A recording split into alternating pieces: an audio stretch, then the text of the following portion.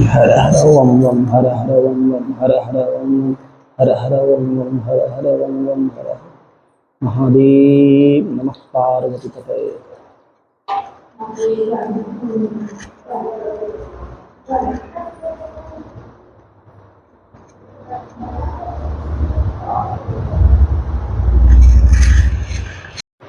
श्री शाम्ब सदा शिवाय नमः। हर हर महादेव। मैं सुनील पाठक विष्णुपद मंदिर गया धाम बिहार भारत का रहने वाला हूँ। आप सबों के समक्ष भगवान शिव को प्रसन्न करने के लिए उनके ऊपर जल चढ़ाने के एक सटीक विधि जो अपने गुरुजनों से मैंने सीखा, समझा है, अनुभव किया है, उसको आपके सामने रख रहा हूँ। हमारा देश भी शिव प्रधान है, हमारे यह नगर भी शिव प्रधान है और शाम्ब सदाशिव मोक्ष के कारक देवता हैं। मोक्ष यानी पूर्णाहुति, आपके जीवन की पूर्णता को करने वाले देव महादेव हैं, श्री शिव जी महाराज हैं। तो भगवान शिव पे जल चढ़ाने की जो विधि है, जैसे आज आप प्रचलन में देख रहे हैं, एक लोटा जल सब समस्या का हल, हमारे सुप्रसिद्ध कथावाचक प्रदीप मिश्रा जी के द्वारा बताया गया। बहुत ही उत्तम विधि है, लेकिन है इसमें, लेकिन यह है आपके लिए जानने का विषय। उनके द्वारा जो शिव जी के पूजा में जल चढ़ाने की विधि बताई जा रही है, दाएं चढ़ाइए, बाएं चढ़ाइए, बीच में चढ़ाइए, ऊपर चढ़ाइए, नीचे चढ़ाइए, ऐसा करके साधक के मन में केवल शिव जी के भौतिक स्वरूप का ही दर्शन हो पा रहा है। भौतिक स्वरूप को जान करके और पुण्य को और धर्म को भी व्यापार समझ करके हमें ज्यादा से ज्यादा लाभ कैसे होगा, इसी विषय को लेकर के भगवान के मंदिर में लोग आ रहे हैं। इसको विशेष आस्था में बदलने के लिए आध्यात्मिक लाभ के द्वारा, जो आप भौतिक लाभ खोज रहे हो वो सब अपने आप मिलेगा, लेकिन अध्यात्म से जुड़ने के बाद तो आपको कैसे जल चढ़ाना है। अब भगवान शिव जी के मंदिर में जब प्रवेश करें तो सबसे पहले बैठ करके 2 मिनट भगवान के शिवलिंग का, यदि आपके पास समय ज्यादा हो तो ज्यादा और उससे भी कम समय हो तो कम समय बैठ करके शिवलिंग और जलाधारी और अर्घा का निरीक्षण करें, दर्शन करें। उनका क्या दर्शन करें, क्या भाव है। यह ब्रह्मांड की आकृति कैसी है, गोल, तो गोल आकृति में भगवान का अर्घा बना हुआ है और गोल जो ब्रह्मांड है उसके केंद्र में क्या है, केंद्र में भगवान है, तो केंद्र में आपका शिवलिंग का दर्शन हो रहा है। और यह केंद्र उत्तराभिमुखी है, उत्तरमुख जलाधारी है। तो उत्तरमुख जलाधारी का क्या आशय है, आशय यह है कि उत्तर का अर्थ होता उत्तर वृद्धि, आगे बढ़ते रहना। आपका शरीर में क्या है, नीचे के भाग को दक्षिण, ऊपर के भाग को ऊपर कहते हैं। और आप अपने धरती पृथ्वी का नक्शा देखें तो उत्तर और नीचे, उत्तर ध्रुव ऊपर, दक्षिण ध्रुव नीचे है। इस तरह उत्तर की ओर बढ़ने का इशारा ऋषियों ने शिवलिंग के माध्यम से हम सबों को दिया है। तो उत्तर की ओर बढ़ने का इशारा ही वो जलाधारी का जल गिरने का भाव है, ना कि इसमें अलग अलग देवताओं का भाव है।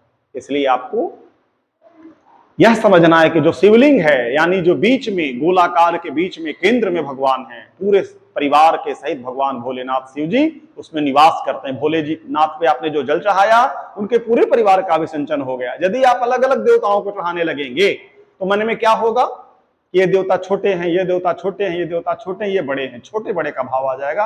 और छोट बड़ कहत लगत अपराधु, तुलसीदास बाबा जी ने कहा है। तो इस तरह से छोट बड़ का अनुभव ना करते हुए ये गोलाकार अखंड ब्रह्मांड का नायक, केंद्र में भगवान, जलाधारी उत्तर बढ़ने का इशारा, ऐसे मन में भाव निरीक्षण करके समझते हुए भगवान भोलेनाथ पे जल अर्पण करें। और जल ही क्यों अर्पण करें, तो जल का दूसरा नाम है जल ही जीवन है। भगवान ने हम सबों को जीवन दिया है, तो बदले में मैं उनसे कम की वस्तु क्या दे सकता हूं, तो सबसे बड़ी वस्तु जीवन।